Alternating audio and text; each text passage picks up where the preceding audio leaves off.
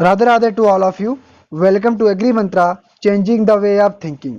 मेरा नाम आकाश वाजपेयी है और आज आपके लिए जो हम एक मेज की क्रॉप लाए हैं जो कि आपको पूरी तरह से अच्छे से कंठस्थ हो जाएगी।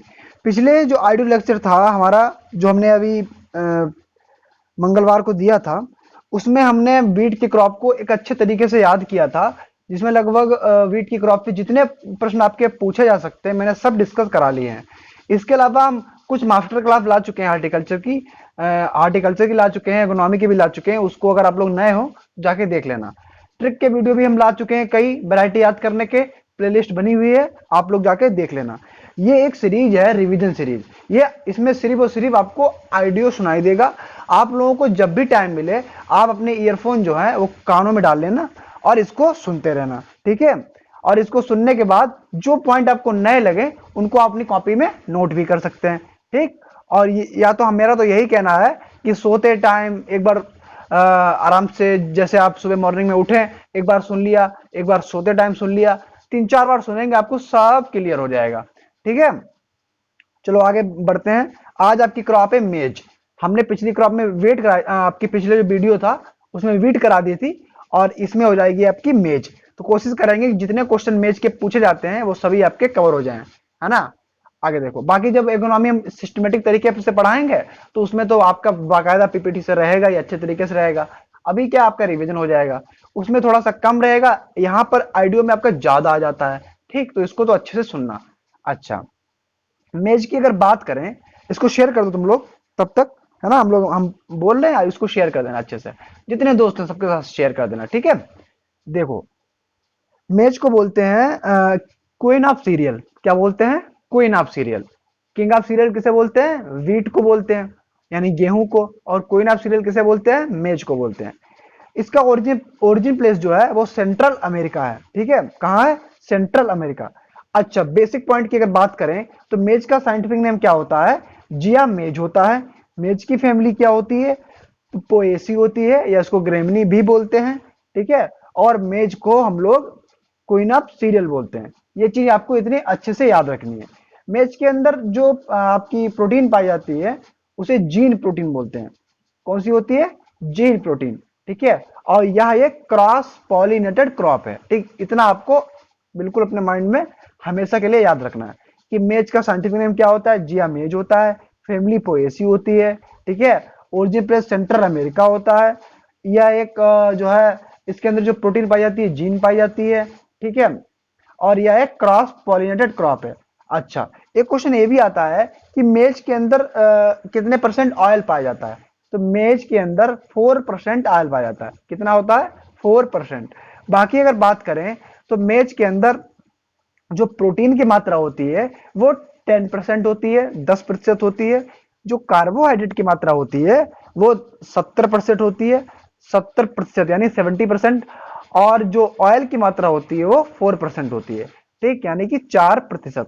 अच्छा, बाकी अगर देखेंगे तो मेज जो है वो मेज का जो पीला रंग होता है वो आपके क्रिप्टोजेंथीन के कारण होता है। किसके कारण होता है? क्रिप्टोजेंथीन के कारण, ठीक है। अब देखो, मेज के अगर क्लासिफिकेशन की बात करें तो मेज को कई भागों में बांटा गया, लगभग 7 इसके टाइप होते हैं। तो मुख्य मुख्य आपके एग्जाम के लिए जरूरी है वो हम बता दें। पहला होता है डेंट कॉर्न, फिर होता है फ्लिंट कॉर्न, फिर आता है स्वीट कॉर्न।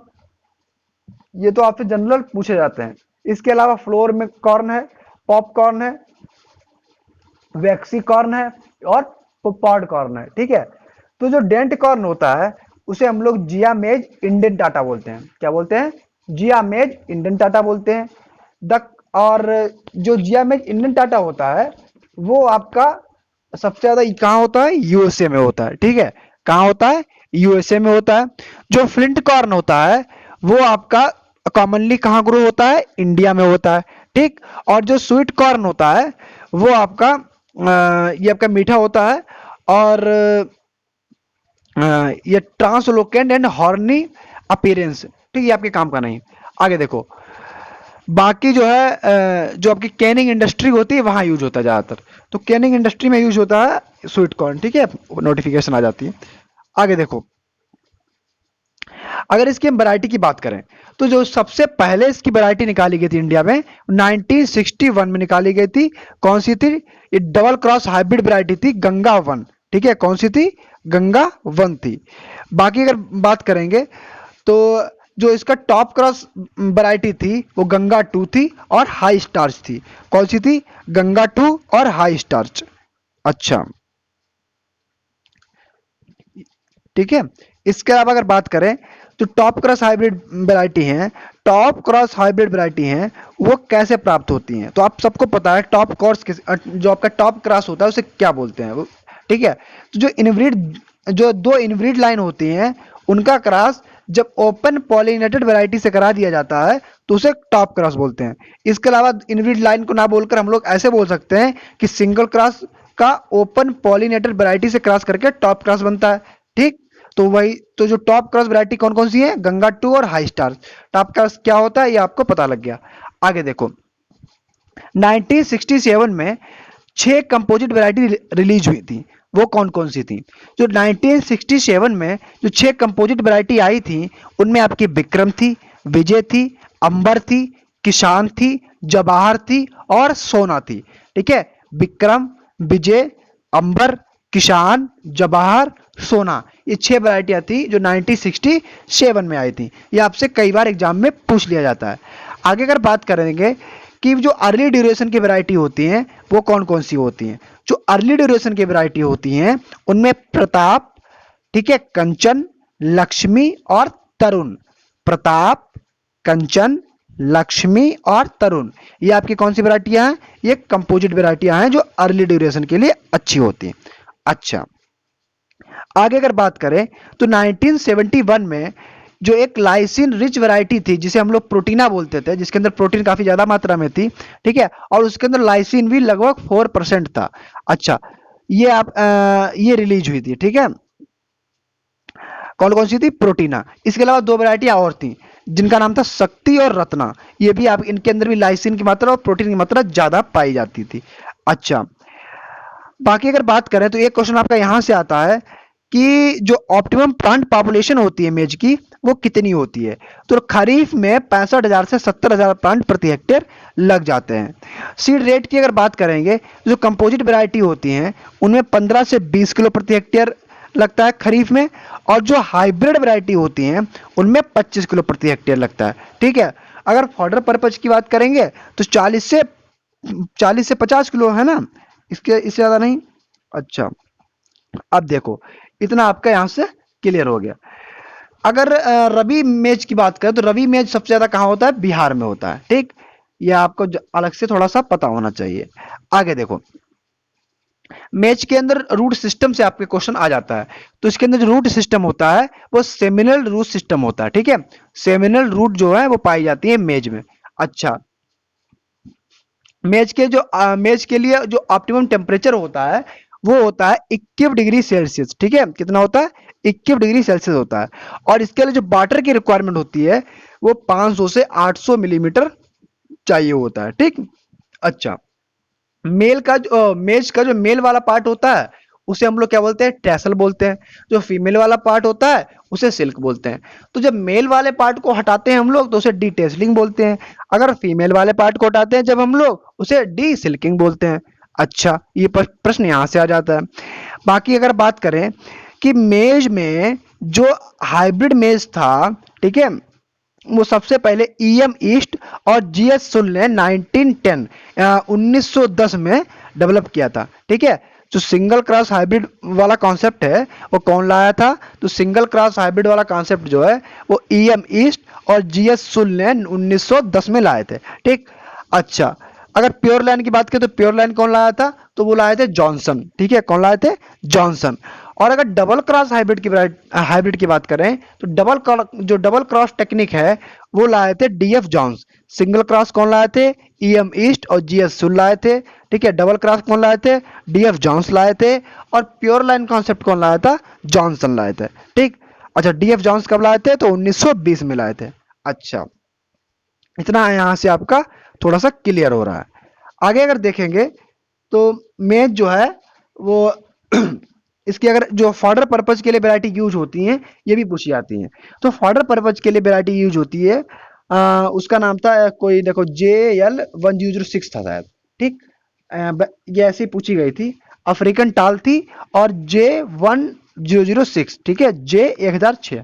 अच्छा, स्वीट कॉर्न की अगर बात करें तो स्वीट कॉर्न में आपकी दो वैरायटी आती हैं, कंपोजिट माधुरी आती है और कंपोजिट प्रिया आती है। ठीक है, माधुरी और प्रिया, ठीक, कंपोजिट है, दोनों लगा है। पॉपकॉर्न की बात करें तो अंबर पॉप, BL अंबर और पर्ल पॉप इंपॉर्टेंट नहीं है। बेबी कॉर्न की वैरायटी इंपॉर्टेंट है। कौन कौन सी? प्रकाश, पार्वती। प्रकाश और पार्वती दोनों बेबी कॉर्न की वैरायटी हैं। अच्छा, क्वालिटी प्रोटीन की अगर बात करें, जिनमें प्रोटीन ज्यादा होती है, उसमें शक्ति आती है, शक्तिमान आती है, दोनों याद रखना। ठीक, प्रोटीना भी आती है। और अगर ड्रॉट रेसिस्टेंट वैरायटी की बात करें तो प्रकाश और मेघा, मेघा और प्रकाश दोनों जो है वो ड्रॉट रेसिस्टेंट वैरायटी होती हैं। ठीक है, यहां से आपका थोड़ा यहां से क्लियर हो रहा होगा। अच्छा, एक क्वेश्चन हर बार आता है ज्यादातर कि मेज की इनमें से कौन सी व्हाइट सीडेड वैरायटी है। तो जो व्हाइट सीडेड वैरायटी है उनमें आपकी तीन वैरायटियां आती हैं, गंगा सफेद 2, हाई स्टार्च और गंगा 4। ठीक है, गंगा सफेद 2, हाई स्टार्च और गंगा 4। अच्छा, अब हम लोग बात कर लेते हैं इसके general row to row plant to plant distance की। तो जनरल जो row to row plant to plant distance होता है वो 60 × 20 सेंटीमीटर का होता है। ठीक, और अगर इसके वाटर के लिए क्रिटिकल स्टेज की बात करें तो जो टेसलिंग और सिल्किंग स्टेज जो है वो काफी क्रिटिकल होती है। ठीक है, अच्छा, टेसलिंग और सिल्किंग स्टेज। अच्छा, बाकी अगर इसके और भी पॉइंट अगर हम देखेंगे तो इसके लिए सुटेबल टेम्परेचर था वो उसके जिया मेज के लिए। ठीक, वो 32 डिग्री सेल्सियस है। इसके इसके अंदर जो कॉमनली हर्बिसाइड यूज करते हैं वो सिमाजीन यूज करते हैं। ठीक है, एट्राजिन और सिमाजिन दो यूज किए जाते हैं। सिमाजिन की मात्रा कितनी रहती है? तो 0.5 से 1 किलो, ठीक, 0.5 से 1 kg पर हेक्टेयर। बाकी देखो, हाइब्रिड वैरायटी की अगर बात करेंगे तो इसके अंदर संगम और गंगा सफेद दोनों हाइब्रिड वैरायटी हैं। ठीक, सिंगल क्रॉस कौन लाया था? GS सुल लाए थे। डबल क्रॉस कौन लाया था? DF जॉन्स लाए थे। ठीक, अच्छा, मेज जो है वो इसमें मेल पार्ट पहले पहले मैच्योर होता है, फीमेल पार्ट। तो मेल में मेल पार्ट पहले परिपक्व होता है, ठीक, मैच्योर होता है, जिस कंडीशन को हम लोग प्रोटेंडरी कंडीशन बोलते हैं। प्रोटोगानिक कंडीशन बाजरा में पाई जाती है। इसके अंदर क्या होता है कि फीमेल पार्ट पहले मैच्योर होता है। अच्छा, वाटर रिक्वायरमेंट आपको पता लग गया। प्रोटीन आपको हमने बताई दी 10% होती है। रबी में जो सबसे ज्यादा कहाँ होता है? बिहार में होता है। ठीक है, अब इसके अंदर व्हाइट वर्ड लगता है, वो किससे लगता है? वो जिंक की कमी से लगता है। ठीक है, व्हाइट वर्ड किससे लगता है? जिंक की कमी से लगता है। अच्छा, आगे देखो, मेज यहां से आपका लगभग जो प्रश्न आपके पूछे जाते हैं वही हमने करवाए हैं। ठीक, इसके अलावा आपका जो भी पूछा जाएगा हम करवाते रहेंगे। सीड रेट हमने आपको बता ही दी है। ठीक, हाँ, न्यूट्रिएंट मैनेजमेंट और देख लो। तो एनपीके का जो रेशियो होता है वो नाइट्रोजन होती है इसके अंदर 120 किलो चाहिए होती है हाइब्रिड की। ठीक है, हाइब्रिड बता रहे हैं अभी हम। 120 किलो नाइट्रोजन, 50 किलो फास्फोरस और 40 किलो पोटास। 120, 50, 40। और अगर कंपोजिट वैरायटी की बात करेंगे तो 100, 40, 30। ठीक है, क्या होता है? 100, 40, 30। ये आपकी कौन सी है? ये कंपोजिट वैरायटी है। अच्छा, इतना आपका यहां से मैच क्लियर हो गया। अब देखो, तुमको अब थोड़ा सा मैच का फास्ट रिवीजन करा दें। इसको आप 2-3 बार सुनना, एक बार में नहीं भी याद होगा कोई बात नहीं है, इसको 2-3 बार सुन लेना। अब देखो, वाटर निकलने मैंने बता ही दिया, जिया मेज होता है। हाँ, इसके अंदर क्रोमोसोम्स कितने पाए जाते हैं? तो इसके अंदर क्रोमोसोम्स पाए जाते हैं 20। ठीक है, 2n बराबर 20। फैमिली क्या होती है आपकी? ग्रेमनी होती है, इसे पोएसी भी बोलते हैं। ओरिजिन प्लेस क्या है? अमेरिका है। ठीक है, सेंट्रल अमेरिका। आगे देखो, मेज की अगर बात करें तो सबसे ज्यादा कहाँ होता है? ठीक, तो ये आपका होता है यूएसए में होता है शायद, है ना? देख लेना आप लोग, बता, हमें बताना, कुछ लोग, कुछ आप भी बताना यूएसए में होता है कहाँ होता है। अच्छा, वैसे यूएसए में तो बहुत मेज होता है। कहीं कहीं इंडिया एक दो बार लिखा था, वो तो गलत ही था। अच्छा,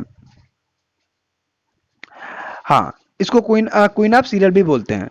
अब देखो, मेज जो है इसके अंदर जो फीमेल इन्फ्लोरोसेंस होता है उसे हम लोग सिल्क बोलते हैं। कहीं कहीं कॉब लिखा रहता है तो कॉब भी सही होता है। अगर सिल्क ऑप्शन में ना हो तो आप लोग कॉब लगा देना।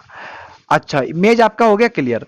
इसको एक बार आप लोग फिर से पीछे करके देख लेना, हम रिवीजन नहीं कराएंगे, एक बार देख लेना अपने आप, तब भी आपको दिक्कत नहीं होगी।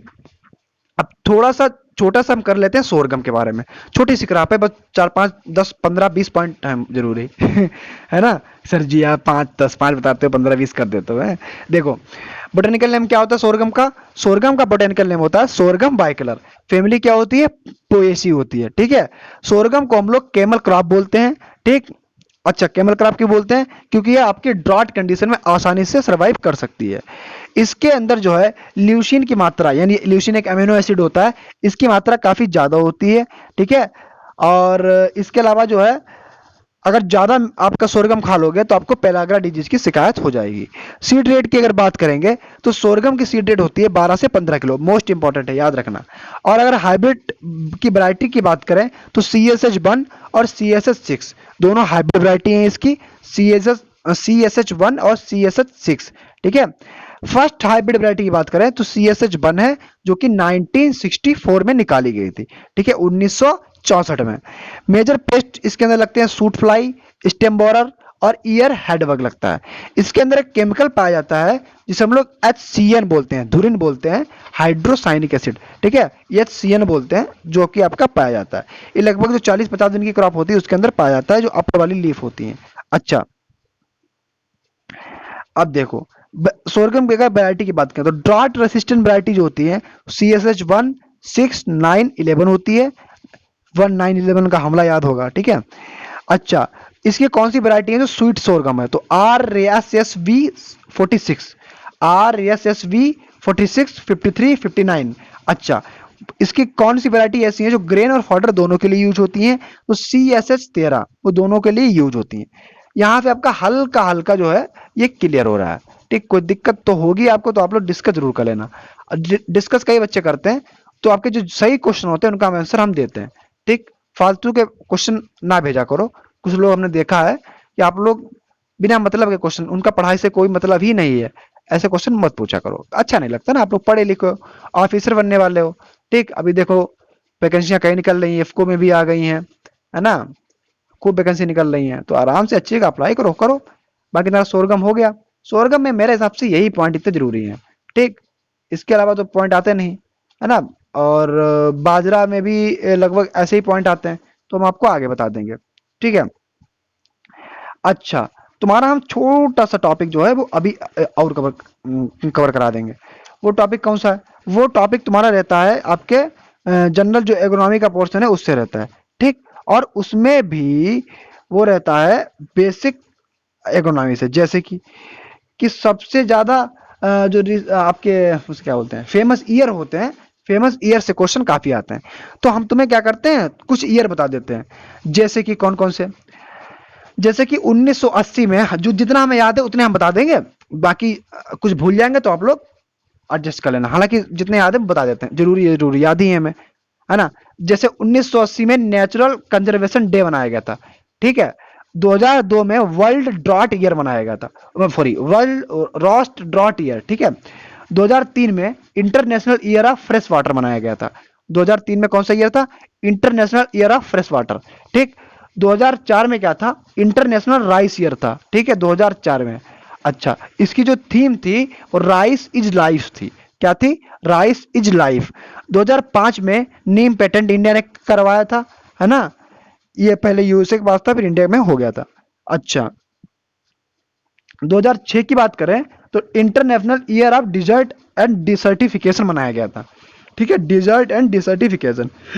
अच्छा, आगे देखो 2007 में पटेटो ईयर मनाया गया था, या ईयर ऑफ नीम भी मनाया गया था। 2008 में वाटर कंजर्वेशन ईयर मनाया गया था, वर्ल्ड वाटर ईयर मनाया गया था, जिसकी थीम थी मोर क्रॉप पर ड्रॉप। क्या थी? मोर क्रॉप पर ड्रॉप। 2009 में मनाया गया था फाइबर ईयर, ठीक है। 2010 में मनाया गया इंटरनेशनल ईयर ऑफ बायोडाइवर्सिटी, 2010 में मनाया गया था। 2011 में मनाया गया था इंटरनेशनल फॉरेस्ट ईयर। 2012 में मनाया गया था आपका इंटरनेशनल ईयर ऑफ मैथमेटिक्स, हाँ कुछ मैथ का मनाया गया था, ठीक है, जो मैथमेटिशियन होते हैं उनके लिए बनाया गया था 2012 में। 2014 में जो था वो international year of family farming था, फैमिली फार्मिंग, ठीक है। 2015 में जो था वो सॉयल इंटर सॉयल ईयर था, ठीक। और जो 16 में था वो था पल्स ईयर।